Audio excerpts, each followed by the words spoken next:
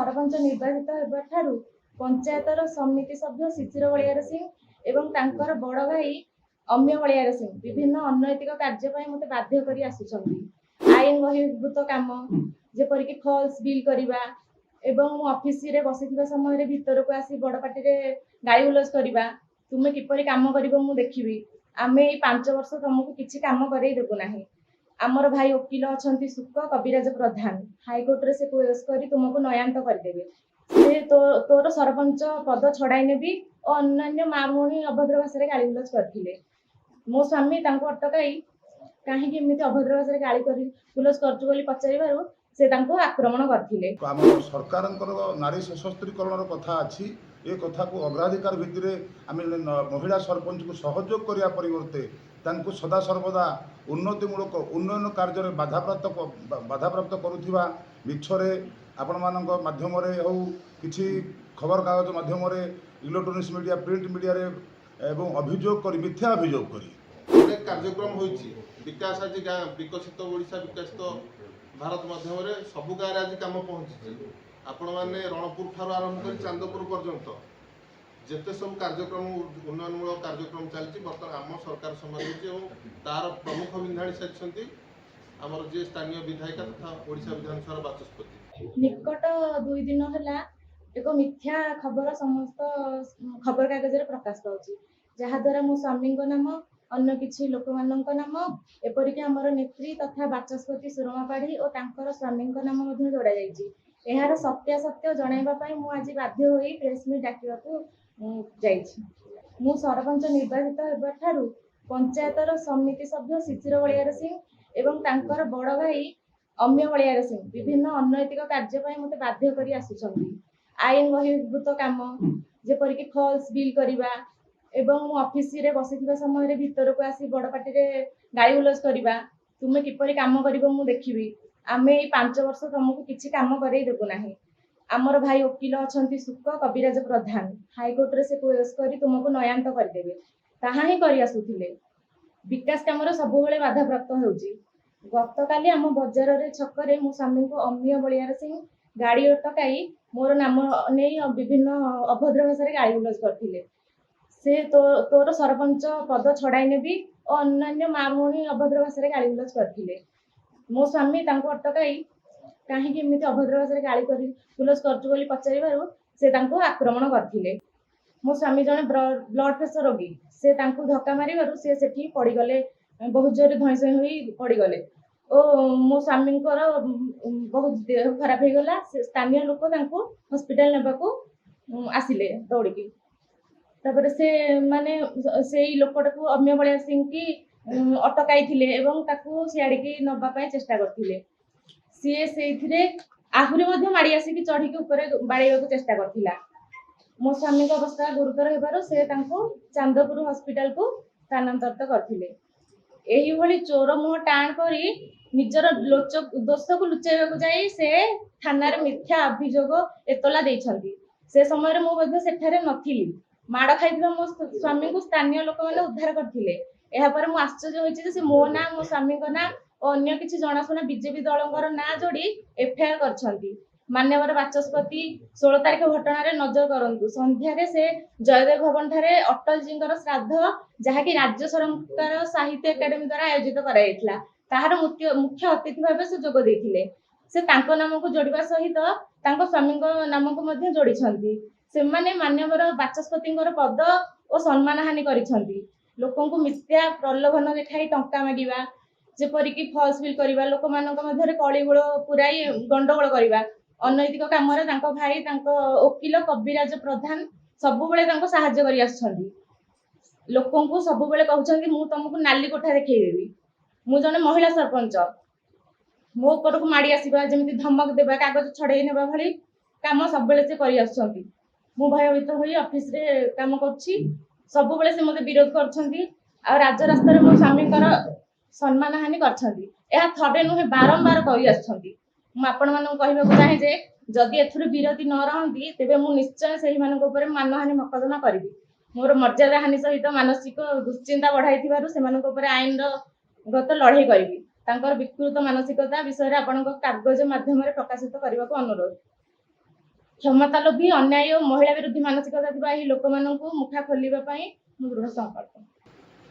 ଆଜି ଏଇ ଯେଉଁ ଘଟଣା ସବୁ ଘଟିଛି, ଯେତେବେଳେ ରାଜ୍ୟରେ ଲୋକପ୍ରିୟ ମୁଖ୍ୟମନ୍ତ୍ରୀ ଶ୍ରୀଯୁକ୍ତ ମୋହନ ଚରଣ ମାଝୀଙ୍କର ଉନ୍ନତିମୂଳକ କାର୍ଯ୍ୟ ଏବଂ କେନ୍ଦ୍ରରେ ମାନନୀୟ ପ୍ରଧାନମନ୍ତ୍ରୀ ଶ୍ରୀଯୁକ୍ତ ନରେନ୍ଦ୍ର ମୋଦିଙ୍କର ଲୋକାଭିମୁଖୀ କାର୍ଯ୍ୟରେ ଅତିଷ୍ଠ ହୋଇ ଏହି ପଞ୍ଚାୟତ ଅନ୍ତର୍ଗତ କିଛି ଯେଉଁ ବ୍ୟକ୍ତିଙ୍କ ନାଁ ଏବେ ଆପଣମାନେ ଶୁଣୁଥିଲେ, ସେମାନେ ବିଶେଷ କରି ଏ ଯେଉଁ ବିକାଶର କଥାକୁ ବାଧାପ୍ରାପ୍ତ କରିବା ପାଇଁ ଦୀର୍ଘ ଦିନ ଧରି ଆମର ଏଠିକାର ସରପଞ୍ଚ ବିଜେପି ସମର୍ଥିତ ହୋଇଥିଲା ବେଳେ ଜଣେ ମହିଳା ସରପଞ୍ଚ ଯେତେବେଳେ ଆମର ସରକାରଙ୍କର ନାରୀ ସଶସ୍ତ୍ରୀକରଣର କଥା ଅଛି, ଏ କଥାକୁ ଅଗ୍ରାଧିକାର ଭିତ୍ତିରେ ଆମେ ଜଣେ ମହିଳା ସରପଞ୍ଚକୁ ସହଯୋଗ କରିବା ପରିବର୍ତ୍ତେ ତାଙ୍କୁ ସଦାସର୍ବଦା ଉନ୍ନତିମୂଳକ ଉନ୍ନୟନ କାର୍ଯ୍ୟରେ ବାଧାପ୍ରାପ୍ତ କରୁଥିବା ମିଛରେ ଆପଣମାନଙ୍କ ମାଧ୍ୟମରେ ହେଉ କିଛି ଖବରକାଗଜ ମାଧ୍ୟମରେ ଇଲେକ୍ଟ୍ରୋନିକ୍ସ ମିଡ଼ିଆ ପ୍ରିଣ୍ଟ ମିଡ଼ିଆରେ ଏବଂ ଅଭିଯୋଗ କରି ମିଥ୍ୟା ଅଭିଯୋଗ କରି ଉନ୍ନୟନ କାର୍ଯ୍ୟକୁ ବାଧାପ୍ରାପ୍ତ କରୁଥିବା ଯେଉଁ କାର୍ଯ୍ୟକ୍ରମକୁ ଆମେ ଭାରତୀୟ ଜନତା ପାର୍ଟି ନୟାଗଡ଼ ଜିଲ୍ଲା ତଥା ରଣପୁର ବ୍ଲକ ତରଫରୁ ଦୃଢ଼ ନିନ୍ଦା କରୁଛୁ। ଏସବୁ କାର୍ଯ୍ୟରୁ ବିରତ ରହି ଯଦି ଆମେ ଉନ୍ନୟନ କାର୍ଯ୍ୟରେ ସମସ୍ତେ ନିଜକୁ ସାମିଲ କରିବା, ତାହେଲେ ଭବିଷ୍ୟତରେ ଆମ ରାଜ୍ୟ ଏବଂ ଦେଶର ଉନ୍ନତି ହେବ। ମୁଁ ଏହା କହୁଛି। ସେତେବେଳେ ସମୟକୁ ଆମେ ଅପେକ୍ଷା କରିବା, ସମୟ ଯାହା କହିବ, ସମୟକୁ ଦେଖି ସମୟ ବଡ଼ ବଳବାନ, ସମୟ ଉପଯୋଗ ସବୁ କାର୍ଯ୍ୟ ହେବ। ଖଣି ତ ଚାଲିଛି କି ନ ଚାଲିଛି ସେ କଥା ଆମେ କହିପାରିବୁନି, କିନ୍ତୁ ଦୀର୍ଘ 4.5 ବର୍ଷ ହେଲା କୋଉ ତ ଖଣିର ସନ୍ଧାନ କିଛି ନଥିଲା, ସେ ତ ବି ହଇରାଣ କରୁଛନ୍ତି। ଘଟଣା କ'ଣ ଘଟିତ ଆମେ ଜାଣିନୁ, ଖାଲି ମିଥ୍ୟାରେ ଖଣି ନାଁରେ ଗୋଟେ ଖାଲି ସେମାନେ ଗୋଟେ କହୁଛନ୍ତି। ସେମାନଙ୍କର ଉଦ୍ଦେଶ୍ୟ ହେଉଛି ପଞ୍ଚାୟତ ଆଗକୁ ନ ଯାଉ ବା ଡେଭଲପ ପଞ୍ଚାୟତରେ ନ ହଉ, ଲୋକମାନେ ସେମିତି ଅସୁବିଧା ବା ହଇରାଣ ହେଉଛନ୍ତି। ମୁଁ ଶୁଣିବାକୁ ପାଇଛି ଯେଇକି ଏଠି ତାଗିଦ କରାଯାଇଛି, କବିରାଜ ପ୍ରଧାନ ନିଜେ ତାଗିଦ କରିଛନ୍ତି ଯେ ମୋର ଗୋଟେ ବ୍ୟକ୍ତିଗତ ଜାଗାକୁ ସେ ଜାଗାକୁ ରୋଡ କରାଯାଉ। ଏଭଳିଆ ତାଗିଦ ବି ଏଠି କରାଯାଉଛି ଯେ ଯେଇ କୋଉଠୁ ପଇସା ଆଣିବ କ'ଣ କରାଯିବ। ଯେଇକି କୁହାଯାଉଛି ଯେ ଆମେ ତ ସରପଞ୍ଚକୁ କହିବୁନି, ତମେ ଯାଇକି ସରପଞ୍ଚକୁ କହି ସେ ଏଠିକି ଗୋଟେ ଯୋଉ ଜାଗାରେ ରାସ୍ତା ନ ହବା କଥା ବ୍ୟକ୍ତିଗତ ଜାଗାକୁ ସେଠି କି ରୋଡ କରାଯାଉ। ପଞ୍ଚାୟତରେ 2 କୋଟି 3 କୋଟିରୁ ଆରମ୍ଭ କରି ଅନେକ କାର୍ଯ୍ୟକ୍ରମ ହୋଇଛି। ବିକାଶ ଆଜି ଗାଁ ବିକଶିତ ଓଡ଼ିଶା ବିକଶିତ ଭାରତ ମାଧ୍ୟମରେ ସବୁ ଗାଁରେ ଆଜି କାମ ପହଞ୍ଚିଛି। ଆପଣମାନେ ରଣପୁର ଠାରୁ ଆରମ୍ଭ କରି ଚାନ୍ଦପୁର ପର୍ଯ୍ୟନ୍ତ ଯେତେ ସବୁ କାର୍ଯ୍ୟକ୍ରମ ଉନ୍ନୟନମୂଳକ କାର୍ଯ୍ୟକ୍ରମ ଚାଲିଛି, ବର୍ତ୍ତମାନ ଆମ ସରକାର ସମୟ ହେଉଛି ଏବଂ ତାର ପ୍ରମୁଖ ବିନ୍ଧାଣୀ ସାଜିଛନ୍ତି ଆମର ଯିଏ ସ୍ଥାନୀୟ ବିଧାୟିକା ତଥା ଓଡ଼ିଶା ବିଧାନସଭାର ବାଚସ୍ପତି। ତେଣୁ ଏହିସବୁ ବିକାଶମୂଳକ କାର୍ଯ୍ୟକୁ ଯେଉଁମାନେ ସହ୍ୟ କରିପାରୁନାହାନ୍ତି, ଆଜି ସେମାନେ ମିଥ୍ୟା ପ୍ରରୋଚନା ମିଥ୍ୟା କଥା ଜନମାନସକୁ କହିକି ବିଭ୍ରାନ୍ତ କରୁଛନ୍ତି। ଏମାନଙ୍କୁ ମୁଁ ସୁବର୍ଣ୍ଣ ସିଂ ରାଜ୍ୟ କାର୍ଯ୍ୟକାରିଣୀ ସଦସ୍ୟ ଏବଂ ପୂର୍ବତନ ମଣ୍ଡଳ ସଭାପତି ଆପଣମାନଙ୍କୁ ପ୍ରଣାମ ଜଣାଉଛି। ଆଜି ଆମେ ଏକ ବିଶେଷ ମୁହୂର୍ତ୍ତ ଯୋଗୁଁ ଆପଣମାନଙ୍କୁ ନିମନ୍ତ୍ରଣ କରିଥିଲୁ, ଯାହା ଆପଣମାନେ ବହୁ ସଂଖ୍ୟାରେ ଆସି ଯୋଗ ଦେଇଛନ୍ତି।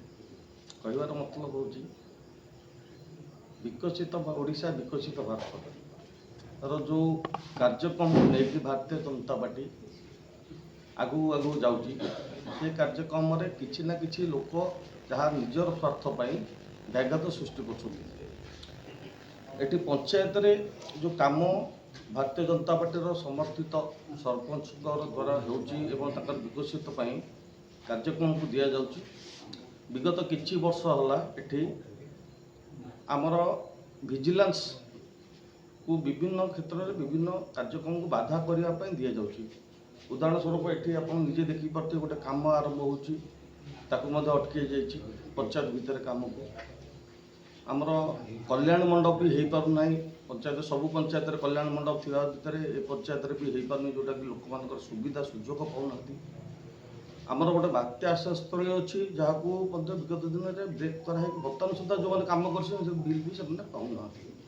ଏବଂ ବିଭିନ୍ନ ଲୋକ ଯେଉଁମାନେ କି ଆବାସ ଯୋଜନାରେ ଅନ୍ତର୍ଭୁକ୍ତ ହେଇକି ପାଇବା କଥା, ସେମାନେ ମଧ୍ୟ 5 ବର୍ଷ ହେଲା ଯାହା ଖବର ଅଛି ଆମ ପାଖରେ 5-6 ଜଣ ସେଗୁଡ଼ା ମଧ୍ୟ ବ୍ରେକ୍ କରାହେଇଛି ଭିଜିଲାନ୍ସ ମାଧ୍ୟମରେ। ଯେ ସେଇଟା ହଉ, ସେଇଟା ଆମେ ମନା କରୁନା, ଯେଉଁଠି ଭୁଲ ହେଇଥିବ ସେଠି ସୁଧାର କରାଯାଉ, ସୁଧାର ହଉ। କିନ୍ତୁ ବିଭିନ୍ନ କ୍ଷେତ୍ରରେ ସବୁ କ୍ଷେତ୍ରରେ ଆମେ ଆଡ଼ ପକାଇବା। ଆମର ଯିଏକି ପ୍ରିୟ ନେତ୍ରୀ ମାନନୀୟ ବାଚସ୍ପତି ସୁରାମ ପାଢ଼ୀଙ୍କର ଏକ ନାରୀ ନେତ୍ରୀ ଏବଂ ରଣପୁର ନିର୍ବାଚନ ମଣ୍ଡଳୀର କାର୍ଯ୍ୟଧାରାକୁ ଯେଉଁପରି ଭାବରେ ତ୍ୱରାନ୍ୱିତ କରି କେଣ୍ଡାଟିକ୍ ପଞ୍ଚାୟତକୁ ପ୍ରାଧାନ୍ୟ ଦେଇଛନ୍ତି ତା ଅତୁଳନୀୟ। କାହିଁକି ନା ଆମେ ଯଦି ବିଗତ ଦିନକୁ ହିସାବ ରଖିବା ସେ କାର୍ଯ୍ୟକ୍ରମକୁ ବର୍ତ୍ତମାନର 4.5 ବର୍ଷ କାର୍ଯ୍ୟକ୍ରମରୁ 1,30,00,000 ଟଙ୍କା ଏ ପଞ୍ଚାୟତକୁ ଦାନ ହୋଇଛି ଉନ୍ନତିମୂଳକ ଭାବରେ କାମ, ଯାହାକି ଏକ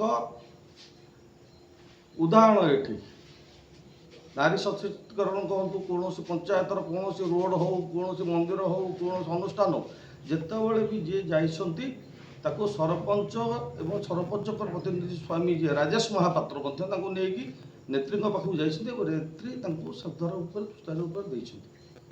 କିନ୍ତୁ ଏହି ତ୍ୱରାନ୍ୱିତ କାର୍ଯ୍ୟକ୍ରମକୁ ଆମେ ବାଧାନ୍ୱିତ ଈର୍ଷାପ୍ରଣୀୟ ହୋଇ ବାଧାନ୍ୱିତ କରିବା ଏଇଟା ଟିକେ ଯୁକ୍ତିସଙ୍ଗତ ଲାଗୁନାହିଁ ଏବଂ ମିଥ୍ୟା ପ୍ରଚାର କରିବା ବିଭିନ୍ନ ମାଧ୍ୟମରେ ସେଥିରୁ ଟିକେ କ୍ଷାନ୍ତ ରହିବା ପାଇଁ ମଧ୍ୟ ଆପଣମାନଙ୍କୁ ମଧ୍ୟ ଆମ ତରଫରୁ ଆପଣମାନଙ୍କୁ ଅନୁରୋଧ ମଧ୍ୟ। ସେମାନେ ଯେଉଁ ଭାବରେ ମିଥ୍ୟା ପ୍ରଲୋଭନ ଦେଖାଉଛନ୍ତି ମିଡ଼ିଆରେ କହୁଛନ୍ତି ସେଗୁଡ଼ାକୁ ଟିକେ ସଜାଗ ରଖିବା ପାଇଁ ବି ଆପଣଙ୍କୁ, କାରଣ ଭାରତୀୟ ଜନତା ପାର୍ଟି ଏକ ସ୍ୱଚ୍ଛ ଶାସନ ବିଶ୍ୱାସ କରେ। ପ୍ରତି ପଞ୍ଚାୟତର ପ୍ରତି ଅନୁକୂଳ ପ୍ରତି ସାହିରୁ କାମକୁ ନେଇକି କେନ୍ଦ୍ରରେ ପହଞ୍ଚାଇବା ଏହା ହେଉଛି ଲକ୍ଷ୍ୟ ଭାରତୀୟ ଜନତା ପାର୍ଟିର। ତେଣୁ ଏଠି ବଦନାମ କରିବା, ବିଭିନ୍ନ ସମୟରେ ମିଡ଼ିଆ ସେଲ୍ରେ କହିବା, ବିଭିନ୍ନ କାର୍ଯ୍ୟକ୍ରମରେ କରିବା, କାମ ସ୍ରୋତରେ ମିଶନ୍ତୁ। ଆସନ୍ତୁ, ଆମେ ବି ସ୍ୱାଗତ କରୁଛୁ, ସ୍ରୋତକୁ ଆସନ୍ତୁ, ସ୍ରୋତରେ ମିଶନ୍ତୁ, କିନ୍ତୁ ବଦନାମ କରନ୍ତୁନି। ଗୋଟେ ମହିଳା ସରପଞ୍ଚ ଏଠି ଅଛି, ତାକୁ ଧମକେଇବା, ତାକୁ ଆକ୍ରୋଶ କରିବା, ତାକୁ ତା ନାଁରେ ମିଛରେ ଇଆଡ଼ୁ ସିଆଡ଼ୁ ମାର୍କେଟରେ କହିବା, ଯେଉଁଟାକି ଗୋଟେ ନାରୀ ସମାଜ ପାଇଁ ଅକ୍ଷୁଣୀୟ ଅପରାଧ ମଧ୍ୟ। ବିଗତ ଦିନର ପ୍ରୋଗ୍ରାମ 16 ତାରିଖକୁ ଯଦି ହିସାବ ରଖିବା, ମାନ୍ୟବର ବାଚସ୍ପତି ଓଡ଼ିଶା ଭବନରେ ଥିଲେ। ଆମର କେଉଁ କାର୍ଯ୍ୟକ୍ରମ ସେଇଟା ବାଜପେୟୀଙ୍କର ଶ୍ରାଦ୍ଧରେ ତାଙ୍କ ନାଁରେ ମିଥ୍ୟା ଲେଖିକି ଦେବା, ଏଇଟା କେତେ ଦୂର ଠିକ୍ ବା ଭୁଲ ସେଟା ଆପଣମାନେ ଉଦ୍ୟମ ବି କରନ୍ତୁ। ଏବଂ ତା'ର ଫୁଟେଜ୍ ମଧ୍ୟ ଅଛି, ଯେଉଁଟାକି ଆପଣମାନେ ଚାହିଁଲେ ମଧ୍ୟ ଆମେ ଆପଣମାନଙ୍କୁ ଯୋଗାଇ ଦେଇପାରିବୁ। ଏବଂ ଯେଉଁ କହିଲି 1,30,00,000 ମଧ୍ୟ ଆପଣ ଯଦି ଚାହିଁବେ କେଣ୍ଡାଟିଂ ପଞ୍ଚାୟତର 25-26 କଥା କହୁଛି, ଆଗ କଥା କହୁନି।